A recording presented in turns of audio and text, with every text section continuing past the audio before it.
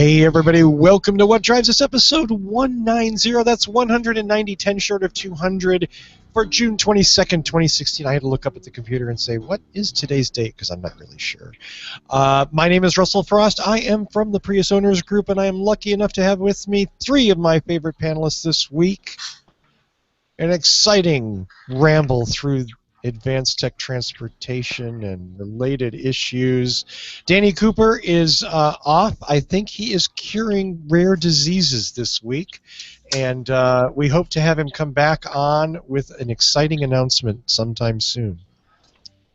Ooh. Yeah. That was ad-libbed. I don't write that crap. I have You just made up a co-host. Yeah, if you can't figure it out, it's Throw a it's terrible. cliffhanger right at the beginning of the show. Yeah. Someday I'll script this show.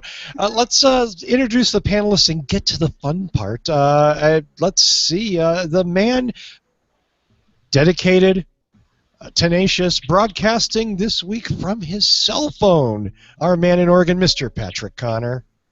Hello from Oregon, where we have a coal transition plan and a clean fuels program, both recently signed by our governor. So you're transitioning into coal? Is that the plan? That's right. Yes, that's the way of the future. Coal is the future. I heard Donald Trump's behind that plan. I think that's the Idaho state plan, right? That's not Oregon, maybe. Did we Like just our mountaintops here. we just lost another state?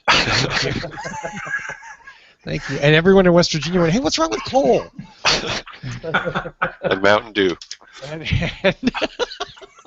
oh, and that man is our man in beautiful Boulder, Colorado. Welcome, please, Mr. Paul Guzik. Hey, I'm glad to be back as always, and looking forward to tonight's hijinks. There we go. Do you have a beer that you're gonna? Oh yes, I think I've had this one before, but it's a local beer. It's a rye saison from a local brewery just up the road, Finkel and Garf's. Okay. Wait. And this is the one with the big wheel on the their logo here. Oh, nice. I like that. I like the big wheel. The big wheel I get. What is rye saison? Am I like lame for not knowing? You know, I'm not that much of a beer connoisseur to know. Good. It was thank in the you. fridge, so. Really, that's exactly what I wanted to hear. Is no, Russell, you're not hopelessly out of date and stupid for not knowing what that is. Patrick might know. He's a beer guru. Well, I'm in Oregon, and yeah, this is Microbrew Central, so yeah, if you don't know what those are, you're illiterate. I can't. Tastes good. There you go. It tastes good. Well, speaking of a man with great taste, our man in Canada, he runs the Waterloo Region Voltec Group. His name is still Mark Coughlin. It still is, and thanks very much for that great intro. Hello, everybody. Welcome to the show, and let's see what we can get into. So maybe we can cross a few more states off the list before the end of the show. Let's not. Can we? Maybe? Or a province. Sure, why not? No. Well, first up, I want to talk about one of my favorite things. Then, Inside EVs a few days ago reported on the Storm Eindhoven. It is the Storm Pulse electric motorcycle. And again, if you've had to sit through this show before and had to sit through me, you know I love motorcycles and that I especially love electric motorcycles. This is an interesting bike. It is the first one that's been developed as a touring motorcycle. And let me pull this up here so that you guys watching the show can see what I'm talking about. There is the Storm Pulse motorcycle. Are those honeycomb batteries? Those are interesting. You ask, Mr. Guzik. Storm has done something here very, very cool, which is those are replaceable battery pods. They're stuffed full of 18650 lithium-ion cells, and you can swap those things out, Cool. they say, in 7 minutes. Wow. Which, again, for a touring bike is a really good thing. You stop if you had a battery change station and pull these little pods out, slap freshly charged ones into your bike, and away you go. Just like that. You go right away. Or I guess you could drag them into Starbucks and plug them in to the wall too, right? Well, I mean, you know, just take up the USB chargers, right? Yeah. As much as we bash hydrogen for not having refueling stations, battery swap is great if you actually have battery swap places. If you don't, it's pointless. Right.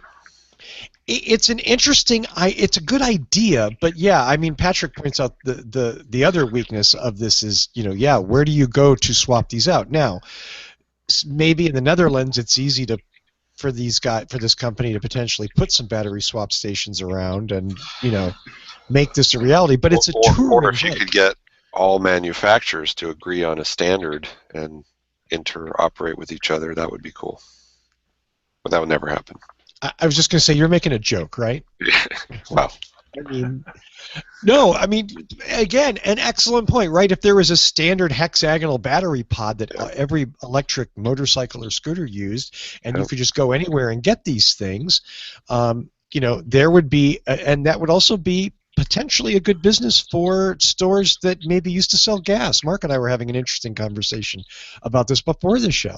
So if you were a company that used to sell a lot of gas and you wanted to all of a sudden have these recharge pods ready, it's one way to get people into your store. There is another group in Asia that's trying that same thing, where they've got the one-size power packs, and they're charged inside convenience stores in a big rack. And then when someone runs out, they just pull the pack out of their small scooter, go into the store, and swap packs. Like a propane cylinder for a barbecue. Exactly. Was that the Gorov? Yeah. Yeah, we talked about that one on the show. And at least with that one, they're putting out places, and they're saying, okay, we support this city, and we have them here, here, and here. I don't know about the one you're talking about now. I don't know if they have any infrastructure out there yet. Mm-hmm. But we keep interrupting Russell, who wants to talk about how it's a touring bike. So No, not at all, not at all. You guys are bringing up really good points, and I'm enjoying hearing that. No, I mean, yeah. The weak, really, the super weak point here is, who's going to have these batteries, and how far are you going to be able to tour? That's really the bottom line. If you still have to stop and charge them for, I think it's 7 hours. Let's see. Oh, excuse me. Charging a battery takes just 7 minutes. No, changing the battery. Charge it in 8 hours on L2 or 38 minutes fast to 80%. Here's the thing. 236 miles in a touring bike? I'm not super impressed with that. It's not touring enough for you. I don't think if you're designing something specifically to be long range, and we can talk about like the difference between the way Europeans look at a touring bike and the way Americans look at it. I think that's much more subjective. So you want the 6-cylinder Goldwing kind of range? No, I mean, I'm not a big fan of that style either. But this is definitely the more European kind of enduro. Maybe it goes off road sometimes, maybe it doesn't. Touring, what they mean by. But in Europe, nothing's more than 200 miles away. Well, there's that too, which certainly means that this company could possibly deploy recharging stations more easily. But again, I don't know.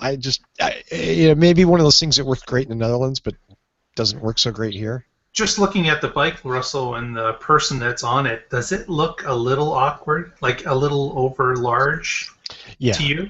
Yeah, it doesn't look like something I want to ride for 236 miles. Right. There's absolutely no storage on it, and generally speaking, when you look at a touring bike, it's going to have a place for storage. If not like storage units, it's going to have places to hang storage bags or something. The idea that you're going to get in your leather jumpsuit and jump on your bike and straddle this huge number, probably hundreds of 18650 batteries, doesn't sound like a fun weekend to me. Yeah. But I love the idea, and good for them for, like somebody's got to at least go, you know what, we're tired of building racing bikes. Here's a bike that has an ostensibly different purpose. It also looks like there's an iPad for the dash, and I'm not sure I'm totally hip with that. Well, 230 miles is great, even if you're not doing the swap. I mean, you weren't happy with the range, but if you were using this, look what's the range on the Model 3, and everybody's excited about that, and it's right now only 215. Yeah. Right. But it's not a touring car, it's a car. Yeah. Touring's like for long road trips. All right. Yes. If you had to stop for 7 minutes every 230 miles, that's not bad. Yeah. No, it's not. If there were 'Cause your battery butt's swap probably gonna be stations. sore anyway riding a bike. Yeah, riding that bike it is. Let me tell you, that saddle does not look comfortable, and that riding position doesn't strike me as like, oh yeah, I want to cross the nation on that. No. No, Yeah. I don't. Good segue though. Good segue, though, Mark. Why don't you talk about an electric biker we know crossing the nation right now? Oh, wait, Yeah, wait, we one got second. Can Ben, I, who was on the show with us 2 weeks ago, is now on his four-corner tour of America. And he is now traveling, I believe he's entered North and South Dakota. Got a picture here of him on Got his it up tour. on the screen for you, Mark. And he is he's Poor just guy. entered North Dakota as of 4 hours ago. This picture was uploaded. So he is well on his way to the midsection, the mid-north section of the country.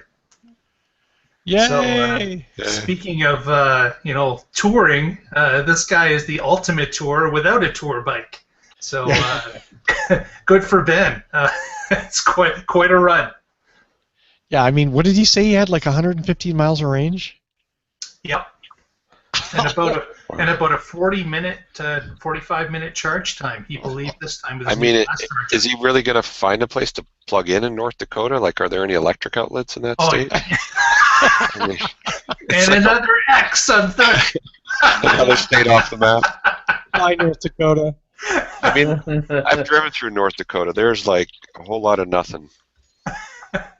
Well, Ben is lucky is that he can go to trailer parks. Right. So there's a ton of trailer parks, and he can just go there and plug into 50 amp service and get his 40 minutes of charge. Just to be clear here, Mark, and this may be a difference between American and Canadian terminology, but I think we call them RV parks here. Trailer parks are something else. But he could go to trailer parks too, and he could get some meth while he's there. Yeah, get some meth, get beaten up. Yeah, I mean, that's a country thing. yeah. Get a '97 Camaro up on blocks. 97? What are you talking about? Okay, '83. Yeah, I was just going to say like an 83 at best. A 75 Berlinetta. Oh. Those are worth money now. The 70s ones. I don't. Not the rusted out ones on block. No. I don't have anything to say. Well, you know what car isn't worth money right now? The Nissan Leaf. Yeah. Wait. Are we leaving the touring? Because if we have to, before we leave, we have to say this was a great shout out. Alan Turing's birthday was yesterday, and we just did 2 touring stories. So there you go. Thank you. That was good. I like that, Patrick. Thank you. That was good. Now you can talk about my depreciated Leaf. So the Nissan Leaf has taken some hits, and Green Car Reports, our friend John Volker last week did a story on what he thought might be hurting Leaf sales. Briefly, Leaf sales are down about 40% from where they were last year, and those sales were down about 30% from the year before. So, John, just to before we open it up here, really quickly, he's got some bullet points, and I'm just going to read the headlines, and then we can explain it. His points are, number 1, it's an aging car. Number 2, it was a polarizing design to begin with. Number 3, the loss of the Georgia electric car tax credit actually hurt Leaf sales. Number 4, 100 miles still doesn't seem like enough to most buyers. And number 5, gas is cheap. Now, in the headline, of course, because John is a brilliant online journalist, he has to mention the Tesla Model 3. Even though it's not one of the bullet points, it is in the headline. So cheers, John, my brother. Good job. Patrick, you're a Leaf owner. What do you think? He has some good points there. So after the 200-mile Bolt and Model 3 were announced, Nissan was too quiet. And they've been out since 2011, they've made some minor refinements, a little more range, but they haven't done anything worthy of big headlines and hype and a lot of attention and to draw people in. I still love my car. I think it's a great car. We talked about my range is starting to deteriorate. It's a 2011, and if you go to a 200-mile car to start with, you're going to have a lot less a problem like that because the batteries are just not stressed as much because there's so many more of them. They all have to work a little less hard. Nissan has just recently announced that they are going to have a 200-mile Leaf. So I think they've heard the wake-up call. But what's interesting is since sales were in the toilet now, anyone who was considering a Leaf says, well, I'll just wait for the 200-mile one now. And so they're going to sell very few for the next year and a half probably. Yeah, and that might have been part of the reason that Nissan wasn't making a lot of noise, because maybe they saw, like other manufacturers did, as soon as a new model is said to be on the horizon, right. as Paul had said, that the sales go in the toilet for a while. Yep. Right. Like no one's going to buy an iPhone 6 now because the iPhone 7 comes out in September. Right.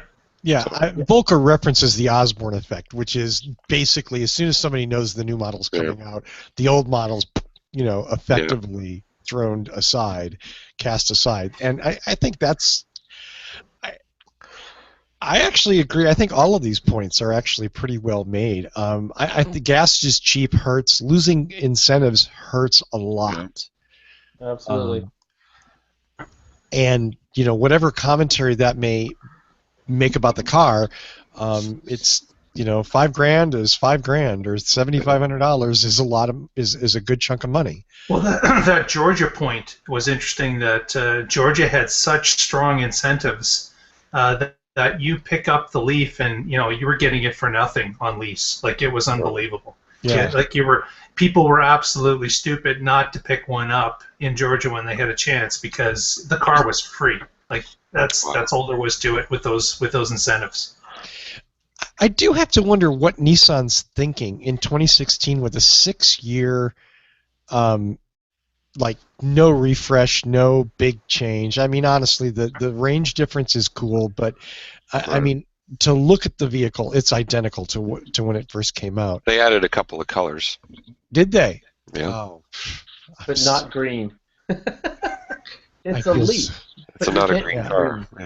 Yeah, it's not a green car. It's honestly, can you have a model car? And I'm not necessarily super in favor of changing the car every year either, just for novelty's sake.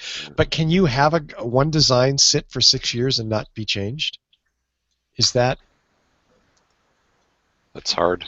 Yeah. It's probably not a good idea. I think that's. I think John hits that with that aging thing. And Nissan, when has Nissan promoted since 2012? Have they done anything to promote this vehicle? There were a couple of commercials on TV. Were there? They had their no reservations attack on the Model 3. That was effective, wasn't it? They sold lots. And again, keep in mind, I'm a Leaf fan. I like the Leaf. I think the Leaf is a great little car. My driving experiences in the Leaf have all been very positive. I enjoy the Leaf, and it looks funky or whatever, but I don't care.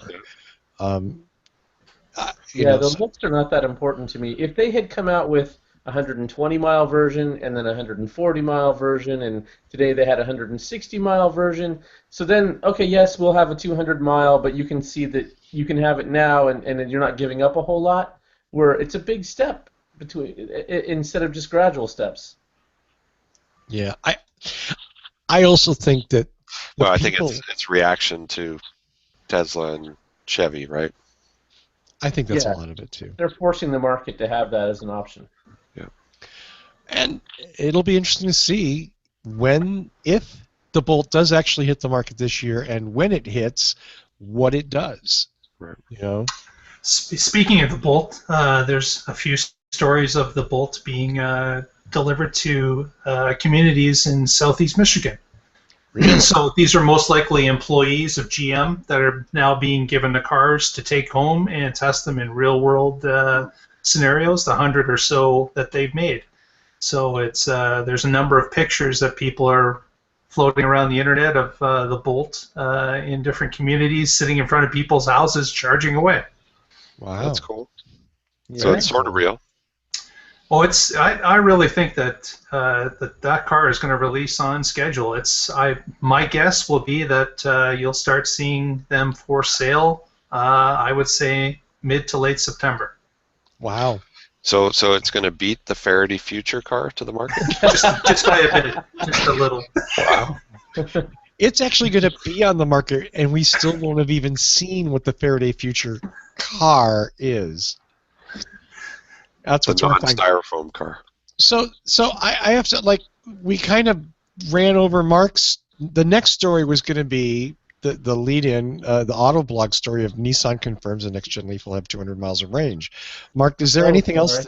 No, Patrick. Don't worry about it. This is what happens when I'm on my phone. I can't see the script. That's okay, man. You're fine. I just, do we have anything else to add about this new and improved Leaf coming out? Yeah, there's just a couple things. The story leaked from EVS 29, which is a electric vehicle symposium that's happening in Montreal, Quebec, and an Auto Green reporter went up to Nissan's global director of EV and HEV engineering, and was kind of pushing him on the issue about the Leaf and about, and he let it leak that yes, there is going to be a 60 kilowatt battery that will come out shortly, and just a little bit after that, there was even talk that there will be different sizes of the battery offered to the buying public.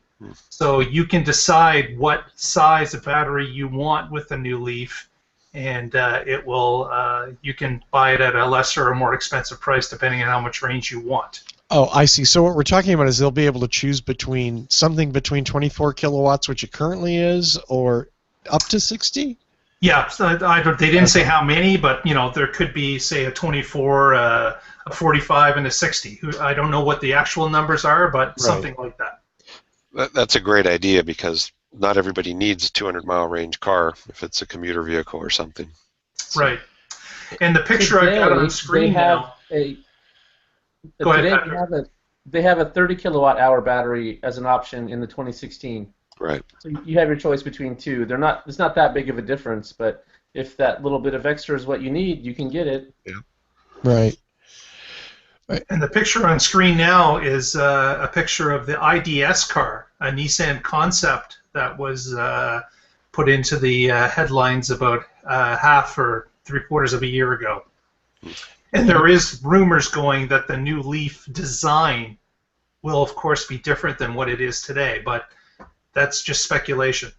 This is an IDS. It's a concept. Maybe it will look a little bit like this. Maybe it won't. I don't know. But a lot of stories were kind of putting this picture up with the Nissan announcement and making it look like this was the new Leaf, and that's not the case. Now you know I hate concept cars. Right there. Yeah. Because maybe it will, maybe it won't. So, I mean, but what's the consensus? Does the Leaf have to change its look significantly? It's got to do something. I think it would benefit them to actually make a change. 6 years is a long time to not have any body change at all. I realize that that's not the primary purpose of the car, but I think it would benefit them to do something. I think the 60 kilowatt hour battery pack is the real big change, and I'm glad they're finally going to do it. And if they brought over the sort of light commercial van EV thing they have in Europe, the NV2000, and made that a 60 kilowatt, that would be great for local courier deliveries and small business. Absolutely. I would love one of those. Yeah. So you could take your wedding cakes around when you. You know, just because I love that form factor. I think Right. like the Transit Connect is one of the coolest cars out there. I just can't bring myself to buy a car that size that gets 22 mpg. Right.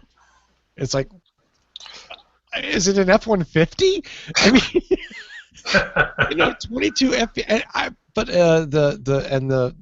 I like the Transit Connects. I think the NV2000 is very cool.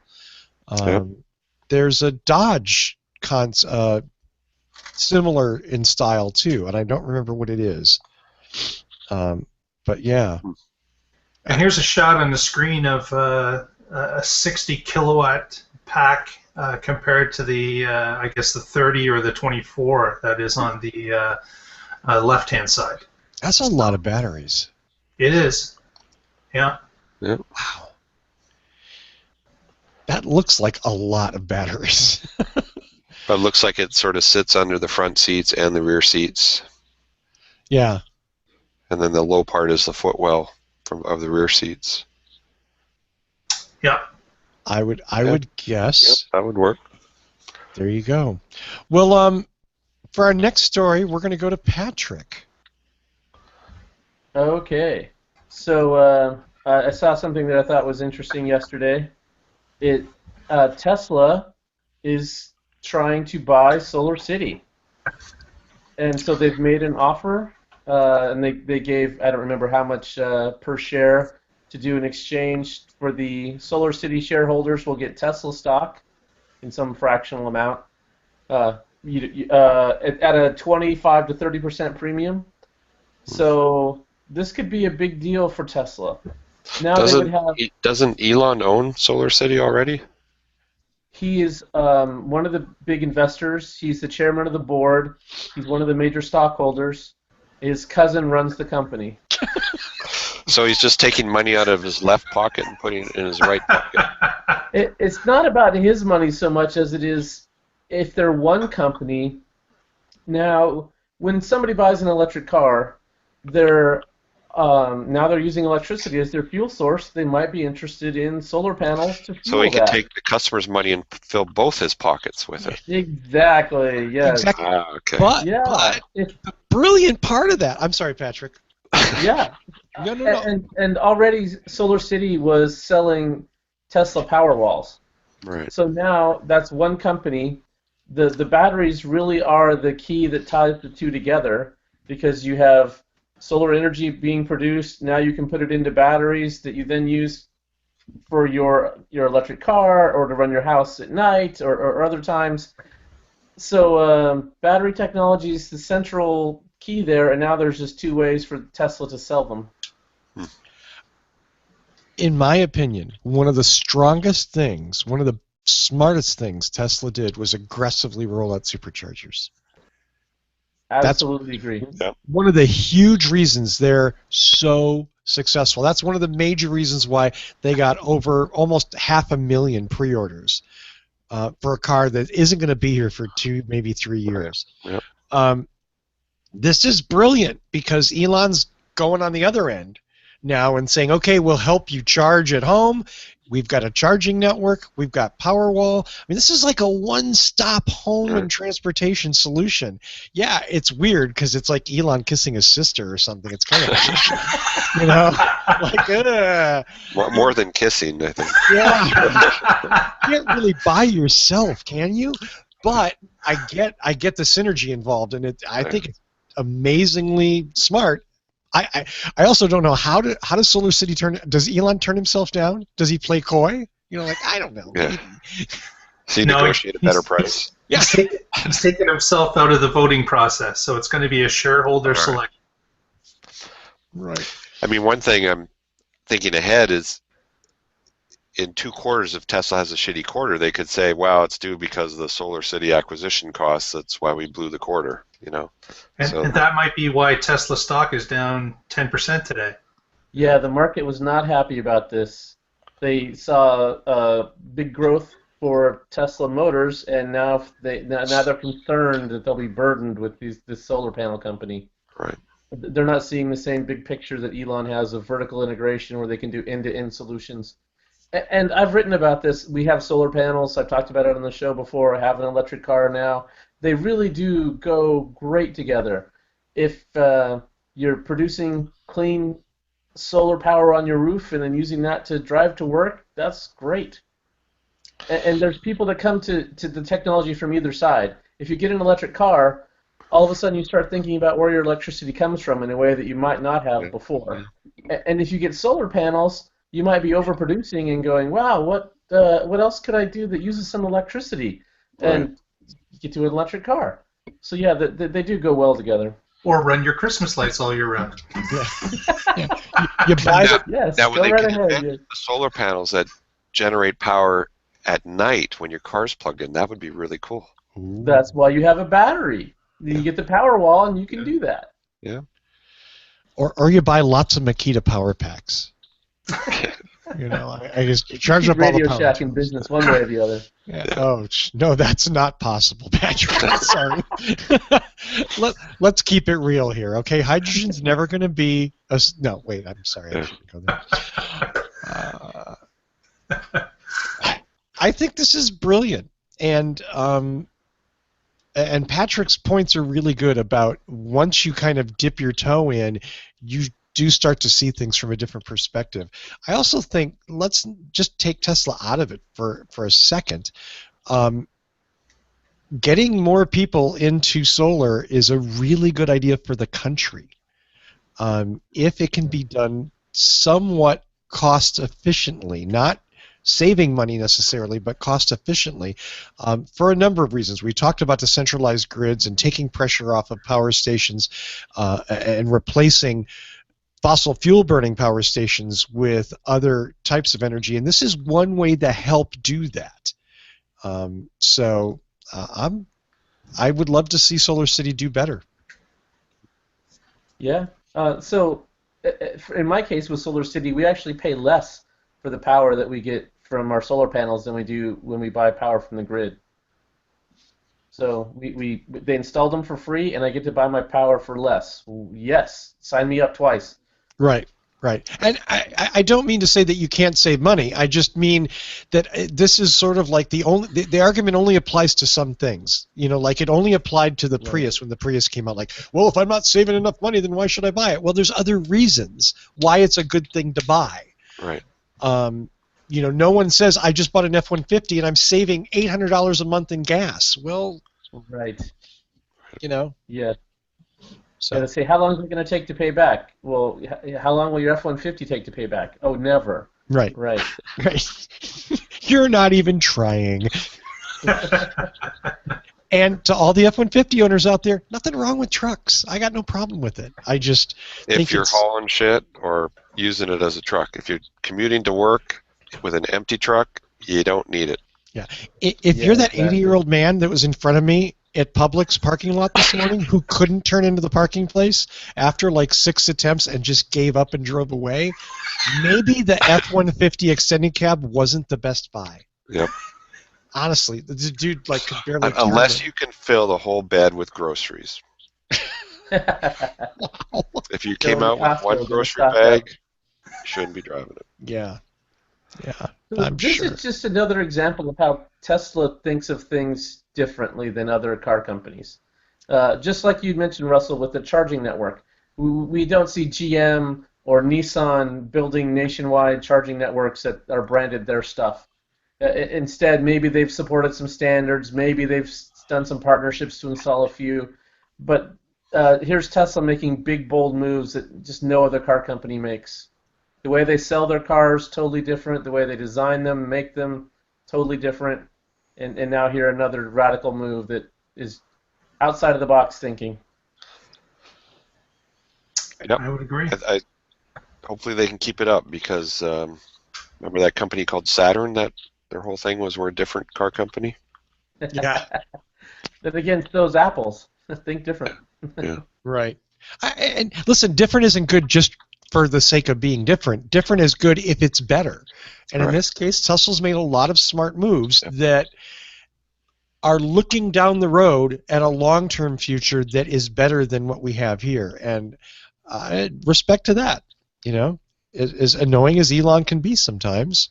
And I'm not on the Tesla pre-order list anyway, so he can't kick me off. I don't know. I am on the list still. Which is why I'm But he only knows saying where good you things. live. Russ. Really. He'll send the goons over. Get this phone call at 3 in the morning. So what's the deal with the show? Okay? Can you just mellow out, for God's sakes? Is this Elon? If only, right? Well, finally, we have a story that only Paul Guzik is man enough to cover. Yeah.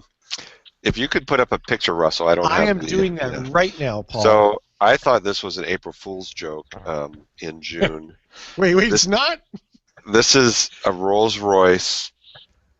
Well, truly bizarre self-driving car is an understatement. It is just pure fugly in every angle. I mean, I don't know. Like kind of reminds me of that Homer Simpson car. That Homer Simpson designed. I don't know. I just don't get it. Like, are they on crack or what? Because why would they associate their name with this? That's what I don't understand. Yeah. I doesn't like. I mean, it's ugly from every angle. It's okay. The only part I like about it is the dedicated suitcase storage is pretty awesome, but. Honestly, the suitcase picture makes it look like a printer. That's where the cartridges go. Yeah. This car couldn't. I can't even repeat my caption when I sent out the news to everybody on this, but I cannot. Words fail me how ugly and stupid and impractical this car is. Like, who's gonna buy it? Like, some rapper guy? Yes. Yes. And it'll be pink. Justin Bieber? I don't know. It's like, yeah. No, I mean, they'll sell 4 of them. Yeah. But the couch in the back and, like, the little living room that is the interior is sort of interesting. You know, it's autonomous and electric. I mean, I guess there's sort of a floor space. You could have, like, instead of the Mile High Club, the 1 Foot High Club or something. I was just going to say that's going to be the main activity in this vehicle is the plush carpeting. Yeah. We did talk about that. How once we have autonomous cars, there's going to be a whole new baby boom. Yeah. There'll be the autonomous car generation. Oh, that damn 405. All of you were conceived on the 405. That's right. It was horrible. I like the quotes here. One reviewer called the car butt ugly. Another called it somebody. I mean, butt ugly is a compliment, I think. Yeah. That car, I've never seen a butt that ugly. Crazy. And I live in Florida. Oh, damn, I just killed another steak. I think he killed Florida a couple weeks ago. I think that's a record for a show. I thought that was a compliment. You said Florida butts are not ugly. Or at least not that Not as ugly as the Rolls Royce. I just, wow. Does anybody see anything that makes any sense here? I mean, it would be a cool toy for a kid, like a Hot Wheel or something, but... Yeah, that's about the only bright side here is if it's a die-cast model, like, there is nothing here in reality that makes any sense. Yeah. Why does it have the ground clearance of, like, a Jeep Cherokee? I mean, it's a Rolls Royce. Yeah. You know, what? I don't... Because they're trying to get into the SUV range with the vehicle. I guess. But those stupid wheel fenders in the front, I mean, they're just going to get trashed. Oh, it's just... I don't know. They must be joking. Maybe they think it's April Fool's in England or something. So, is this what a company does when it doesn't really want to make something? It posts something like this just to, like, savage, like, this is what we think of self-driving cars, you fools. Or maybe they're just trying to get hits on their website or something. Russell, that would make more sense than they have any interest in this. Because, look, I looked at that the first time and said, why would Rolls-Royce, a historic brand, want to put their name on this? It makes no sense. Yeah. Yes. In fact, The only thing could hurts better the would have been if it ran on hydrogen.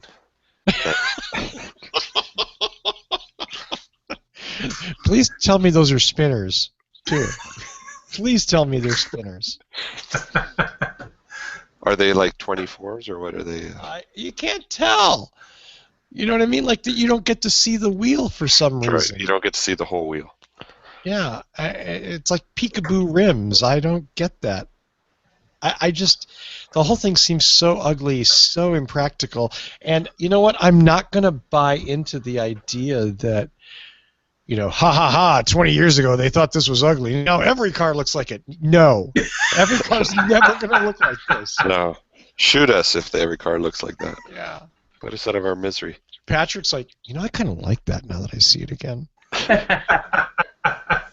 Compare this to BMW's 100-year celebration concept car. That was beautiful. It was very innovative. It was stylish. It had like the fenders opened up in some hive pattern and different lights showed through it. It had all kinds of neat concepts. And it's obviously a concept car, never going to be made, but it was so much better than this.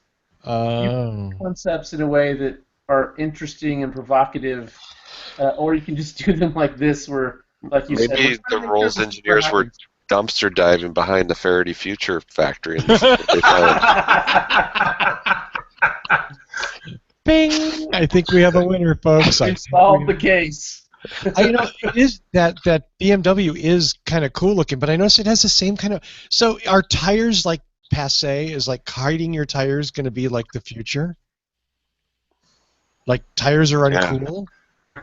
Tires are 19th century? We've got to start making them out of new materials. There's some really interesting stuff where you have just a thin bit of tread, and instead of having these air-filled bags, you've got graphite materials and other things that make for much better rides and longer lasting. And so I think tires have a lot of room for improvement over the next decade. Do you hate Ohio? Is that what this is about? Another state. Yep. Yeah. We killed North Carolina, Virginia, Florida. Knock them down. Man. Why does Patrick hate Akron? I think that's a really good point. That's another area that it's, honestly, this is what, like literally a 19th, 20th, early 20th century paradigm that maybe we could move past at this point. Yep.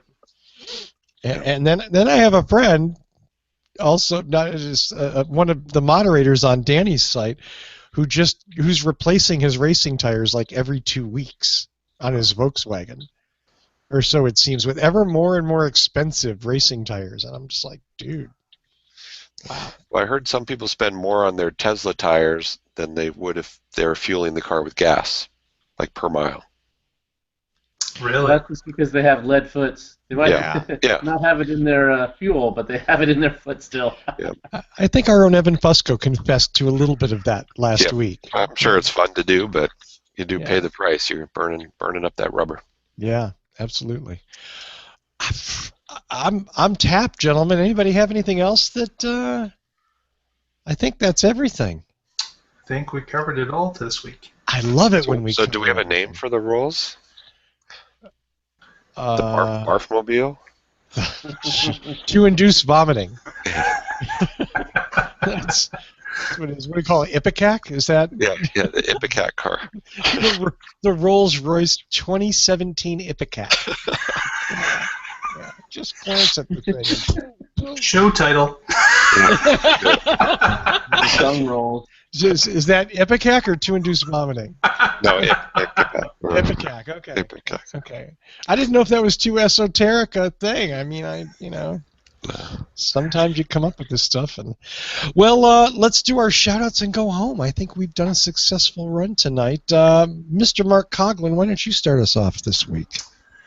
Sure. I'd like to say hello to the Waterloo Regional Voltec group. We got together last night, and there's a shot of us hanging out in Elmira, Ontario. Aww. Just at the north end of the Waterloo region.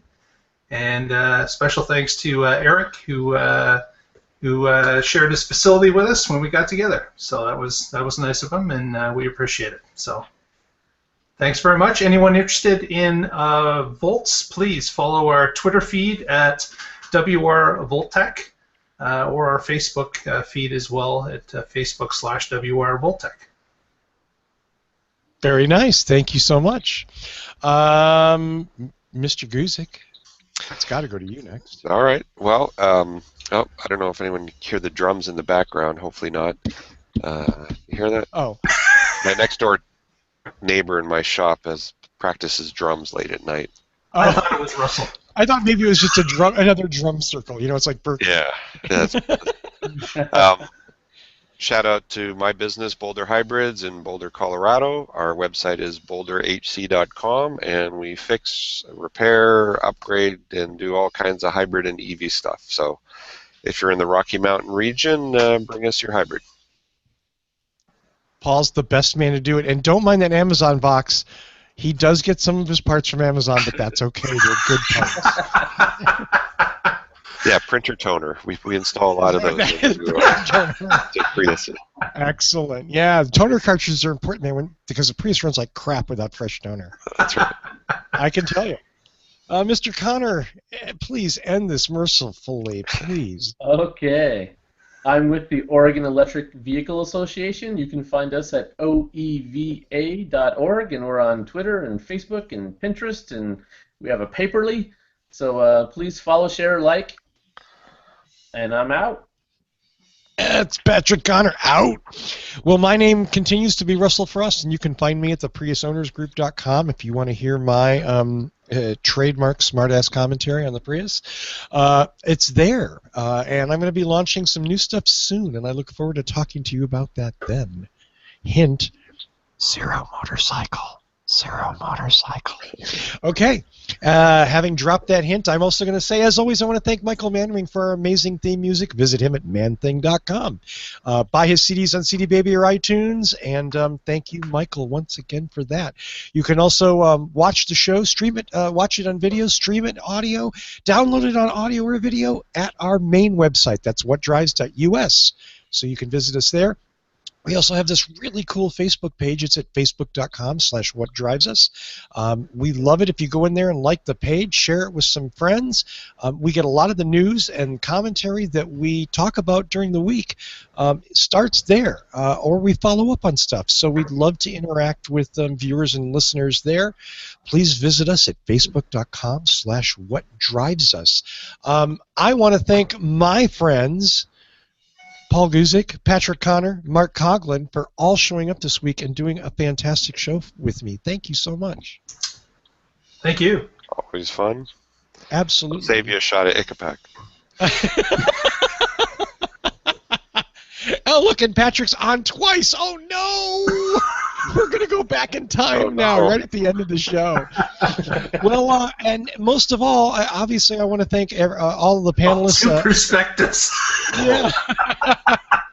Oh, no, I can't take it. It's like double the Patrick. I'm going to like this all the time now. And we should, you know what, I'd be remiss in not pointing out a new hirsute, Patrick Connor. Oh, no. It's so sad that that's what you have to stare at. You're not pointed at me, though, Patrick. A little over to the left. Yeah, really. It's like they can't see me anyway. There you go. Oh, sorry. I like that. And I like the shirt, by the way. Very nicely done, sir. Anyway, finally, most importantly, I want to thank all of you who watch the show and listen. And don't forget, you can download us next week and find out what drives us. Until then, see ya. And don't buy a Rolls-Royce Ipecac. It's horrible.